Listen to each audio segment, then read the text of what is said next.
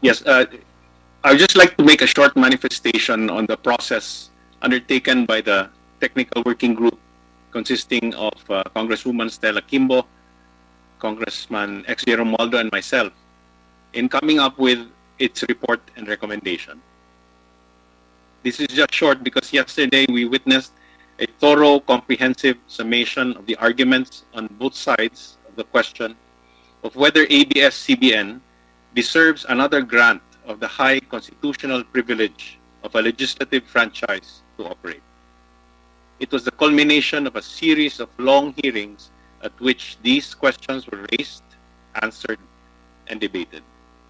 So the task of this TWG was to determine initially the likely consensus among members of the whole Committee on Legislative Franchises and to prepare a report and recommendation for this committee's consideration. In a process that involved intense debates among members of the TWG on all issues, as well as the ultimate recommendation, the TWG determined that the likely consensus among members of this committee was to disapprove the application of ABS-CBN for another franchise. The TWG then proceeded, with the invaluable assistance of the committee secretariat, to complete a report on the reasons for the disapproval of the application.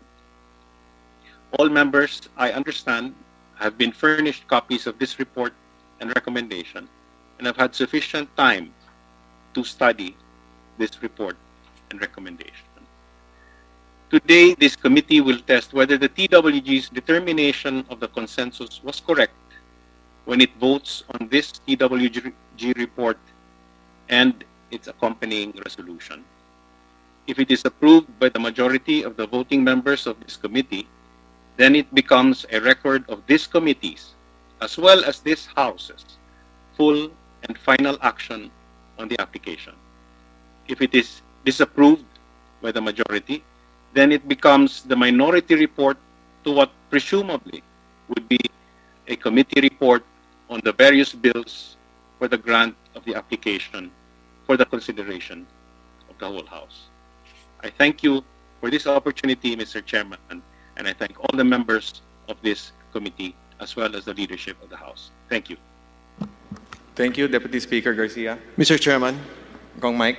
Mr. Chairman, first and foremost, let me congratulate you as chairman of this committee, the Legislative Franchise Committee. Let me congratulate our Deputy Speaker, Pablo Jan Garcia, Congressman Xavier Jesus Romualdo, and from the minority, Congresswoman Stella Luz A. Kimbo. This is a very excellent report, Mr. Chairman. I've read it thoroughly. I therefore move to adopt the committee resolution. There's a motion to adopt. Mr. Chairman, Congressman Zarate. before we act on the motion to approve the technical working group, may I just raise some parliamentary inquiry as to the process of how this report came about. Well, the Deputy Speaker Garcia said they went through a process, no? And he mentioned that kinuha nila yung consensus ng members. May just be clarified how was this done, because there are also, like us, we are ex-officio members. We did not have this opportunity to be consulted by the technical working group, especially that we are also authors of the franchise, no? Renewal of the franchise, Mr. Chair. Kasi nabanggit na ito kahapon ng Chair, no? We did more than 100 hours of hearing, voluminous records, contentious issues, and I think it behoves upon this committee to be informed how exhaustive the discussion was to come up with this 40-page report by the technical working group, Mr. Chair.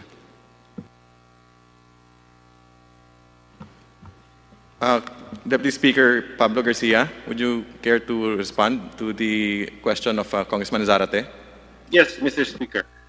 Mr. Chairman, rather. The consensus was determined by the technical working group by consulting some of the members, and although not all members were consulted because the inclinations of a lot of the members could already be determined from their conduct during the hearings, the questions they raised, and the points that they argued. Also, this consensus was arrived at after consultation with leaders of blocks in the House. Anyway, Mr. Chairman, this vote that the committee is about to take will determine whether the TWG's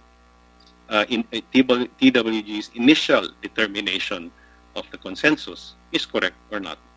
We are not shutting out anybody here because the members, all members, can still vote on whether to accept or to reject this TWG report and recommendation. Mr. Chairman. Mr. Chairman. Congressman Barsaga. Siguro, Mr. Chairman, alam naman natin na itong committee hearing natin tungkol sa prangkisa ng ABS-CBN ay naiiba sa mga committee hearing na ginaganap natin. This is a well-publicized hearing na lalaman at nakikinig at sumusubaybay hindi lamang ang ating mga kapwa kinatawan, whether members or not members of the franchise committee, pati na ang taong bayan. At sa aking pananaw, siguro naman sasabihin ng mga kasapi ng technical working group na kahit na maraming issues, I am absolutely certain that like the ordinary people, they are carefully watching kung ano ang mga proceedings natin at sa tingin ko, alam nila kung paano ang gagawin sa kanilang technical working group, pati na ang kanilang report. Maraming salamat, Mr. Chairman. Mr. Chair. Kong Mike. Mr. Chairman, nais ko lang pong idagdag, kasi po dito po sa committee report, dito po ang tatlong tao na nakapirma, si Deputy Speaker Garcia, ang tumatayong tagapamahala ng Technical Committee. At para po sa majority, si Congressman XJ Romualdo. Sa minority po, ang nakapirma ay si Congresswoman Stella Kimbo. In fact, she voted against the committee report. Ang nais ko lang po sabihin, Mr. Chairman, sa party po ng majority, yun po ang responsibilidad ng mayorya. Sa minority, of which the Honorable Abante is our minority floor leader, which includes the Honorable Sorate, sila po ang dapat mag-usap sa minorya kung ano ang kanilang posisyon, kung meron man, Mr. Chairman. But as far as the majority is concerned, andito po nakapirma ang tatlo at may representasyon ang ating minorya. Thank you, Mr. Chairman. Thank you.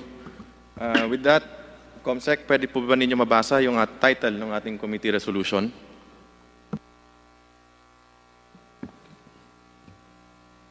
Committee resolution. Resolution denying the franchise application of ABS-CBN Corporation to construct, install, establish, operate, and maintain radio and broadcasting stations in the Philippines. There was a motion. Any seconds? Any I objection? second, Objection. Mr. Chair. Any Objection, objection? Your- There is an objection. Given that meron pong objection, we have to divide the House para po pagbotohan natin. We have 85... Mr. Chairman, point of clarification, Mr. Chair. Kong Alvarado. Mr. Chairman, maaari po bang malaman namin kung ilang boto ang kinakailangan para po pumasa ang committee resolution? Based po sa 85 na committee members at ex-officio members na present, ang kailangan po para manalo is 43. Majority po. 50% plus 1 po. Aba. Maraming salamat, Mr. Chair. Thank you. So, ngayon po, Nais po nating i-remind, we would like to remind members na pagdating po sa voting natin, that a yes vote means that a member supports the adoption of the committee resolution, hence a denial of the franchise application of ABS-CBN Corporation. A no vote means that a member opposes the adoption of the committee resolution and hence favors the granting of the franchise application of ABS-CBN Corporation. Mr. Chair, Kong Jonathan. tama po ba na mga miyembro at ex officio members lamang ang maaaring bumoto sa House resolution po na pagbobotohan natin ngayong tanghaling ito? Tama po, that is correct. Mr. Chair, kung tama po yun, ang ibig sabihin po, ang pagbobotohan natin dito ay hindi yung pagbibigay ng, ang pinagbobotohan po dito ay kung umaayon ka ba sa committee resolution o hindi. Ang committee resolution, Mr. Chair, ay nagsasaad na hindi dapat bigyan ng prangkisa ang ABS-CBN. Kung sa gayon, Mr. Chairman, para po sa kaalaman ng ating mga kasamang members at ex-officio members na boboto po ngayong hapong ito, kung po kayo ay mag-yes, ang ibig sabihin po ng yes na boto po ninyo ay sumasang-ayon kayo sa committee resolution na huwag bigyan ng prangkisa ang ABS-CBN. Kung naman po tayo o isa sa atin ay boboto ng no, ang ibig sabihin po ay tumataliwas tayo sa committee resolution, hindi tayo umaayon sa committee resolution at nais po ng membro na bigyan ng prangkisa ang ABS-CBN. Tama po ba yon, Mr. Chairman? Tama, Kong Jonathan, at maraming salamat sa napakalinaw na pag-explain. Maraming salamat, Idol Chairman Chicoy Alvarez. Mr. Chairman, Mr. Chair, Kong Abante. ibig sabihin, yung pagtanggap ng resolution na yan, hindi yung do you accept the resolution as filed or written, no?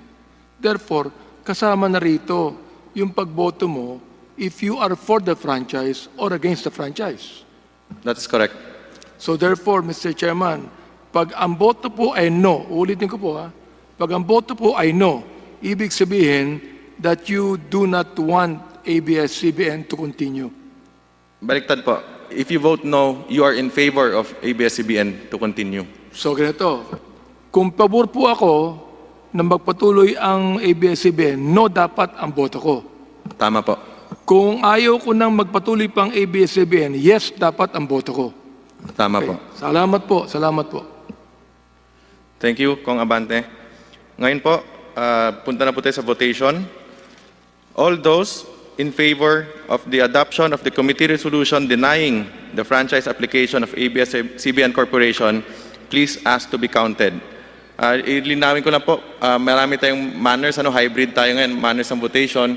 Pwede pong text, pwedeng Viber, email, at physically present po. The committee secretary is hereby directed to count the votes and record the same.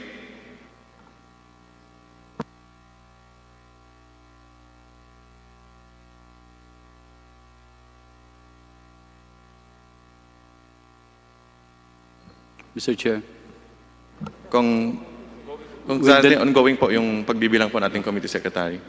Itawagon ba isa-isa? Binibilang po muna yung sa Zoom, isa-isahin po natin, and then yung physically present, and then yung nasa nag-text po.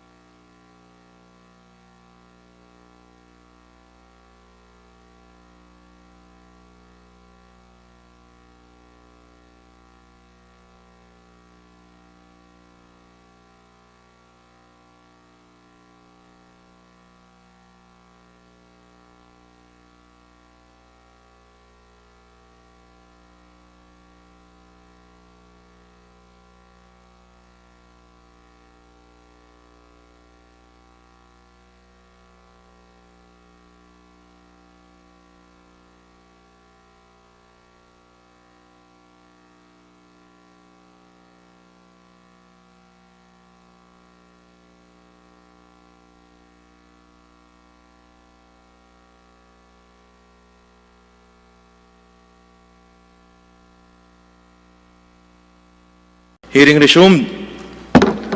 Andito na po yung report ng ating secretariat. Linawin ko lang po, 85 members ang present, 44 po pala yung majority na kailangan.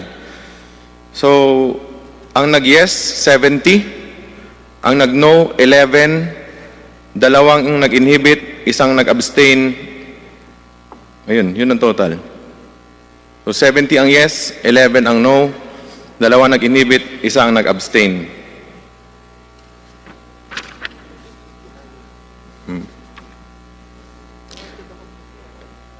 The resolution to deny ABS-CBN's franchise application is hereby adopted. Pursuant to Section 49 of the Rules of the House of Representatives, all House bills and House resolutions relative to the grant or renewal of the franchise application of ABS-CBN Corporation are hereby laid on the table. The committee secretary is hereby directed to inform all the authors of the bills and resolutions of the decision of the committee in writing, and as far as practicable, though electronic mail, within 5 days, stating the reasons therefore. Mr. Chair, Mr. Chair, Kong Jonathan. point of clarification lang po. Ano po ba ang ibig sabihin ng laid on the table, Mr. Chair? Comsec. Committee Secretary. Para sir na, ano na siya, kill. Maraming salamat, Mr. Chair. Ibig sabihin po, itong usapin patungkol sa pagre-renew ng application ng ABS-CBN ay hindi lang po isinantabi. Ito po ay tinapos na ngayong araw na ito, Mr. Chair. Tama po ba? That is correct. Kong Defensor. Mr. Chair, in parliamentary courtesy, when a bill is being approved, we don't necessarily vote no because we just lay it on the table just to make it stay in the committee. But technically, Mr. Chair, for a franchise application, the effect would be to kill the application of the franchise. But it is still, in our rules, laid on the table. And Mr. Chair, as this is a historic moment for the House of Representatives and, of course, for the Filipino nation, I move that all members, Mr. Chair, who voted for the adoption of the committee resolution be made as co-authors. I so move, Mr. Chair. There is a motion to include all members of the committee who voted for the adoption of the committee resolution denying the franchise application of ABS-CBN Corporation. Any second? I second, Mr. Chair. Is there any objection? Who voted, not present? I'm sorry. I withdraw my objection. Without any objections, motion is approved. Mr. Chair, I Jonathan. move that the committee adopt the other findings and recommendations contained in the technical working group report, Mr. Chair. There is a motion to adopt the other findings and recommendations contained in the TWG report. Any second? Second, Mr. Chair. Is there any objection? Hearing none, motion is approved. Mr. Chair, Kong Defensor. for purposes of transparency, I move that we authorize the chairman of the Committee on Legislative Franchises to release the TWG report and the adopted committee resolution to the public and other committees of the House. I so move, Mr. Chair. There is a motion. Any second? I second, Mr. Chair. Any objections? Hearing none, motion is approved. Mr. Chair, mukha pong tapos na ang usapin ngayong araw na ito. Mr. Chair, I move to adjourn. Mr. Chair, Mr. Chair, Kong Defensor. let me, before I second the motion, let me just congratulate you, also those who voted no. The members of the minority are all here. Those who have worked for the 11 hearings, the 12 hearings, Mr. Chair. Let me congratulate you, Mr. Chairman, again, and the TWG group. I second the motion, Mr. Chair. Mr. Chair, before we adjourn, Yes. I just want to be clarified if this committee report will still be... I just want to be clarified if this committee report will still be presented to the plenary, not anymore. Hindi na po. This is it, no? Okay. Mr. Chair, Kong Garin. Mr. Chair, we are in receipt of some text from fellow members from the minority who would like to insert explanation of their vote. Yes, Just a pwede po moment. isubmit na lang po sa committee. Thank you. Thank you, Mr. Chair. As there are no other matters to discuss and there is a motion to adjourn duly seconded, Hearing is adjourned.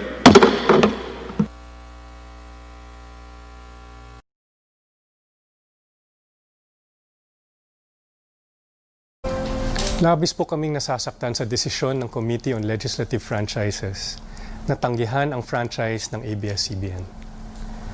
Naniniwala kaming nakapagbigay kami ng serbisyong makabuluhan at mahalaga sa mga Pilipino. Gayunpaman, nagpapasalamat kami sa komite para sa pagkakataong maipahayag ang aming panig sa mga isyung laban sa amin. Nagpapasalamat ang ABS-CBN sa aming mga sponsors na nanindigan para mabigyan kami ng prangkisa at sa mga mambabatas na nagsalita para sa amin sa mga pagdinig. Habang buhay kaming nagpapasalamat sa inyo. Nagpapasalamat din kami sa lahat ng nagpahayag ng suporta at nag-alay ng dasal para sa amin. Hindi namin kakayanin ang lahat ng ito kung wala kayo. Mananatili kaming nakatuon sa serbisyo publiko at umaasang makakahanap ng ibang mga paraan para tuparin ang aming misyon. Kasama ang aming mga empleyado, karamay niyo kami sa inyong kalungkutan. Inaasahan namin ang araw na tayo ay magkakasama muli. Mga kapamilya, maraming salamat na patuloy kayong nagtiwala, sumuporta, nagdasal at lumaban kasama namin. May natanggap akong mensahe sa social media na nagsabi, "Kapit lang, muling magliliwanag ang kwento ng bawat Pilipino."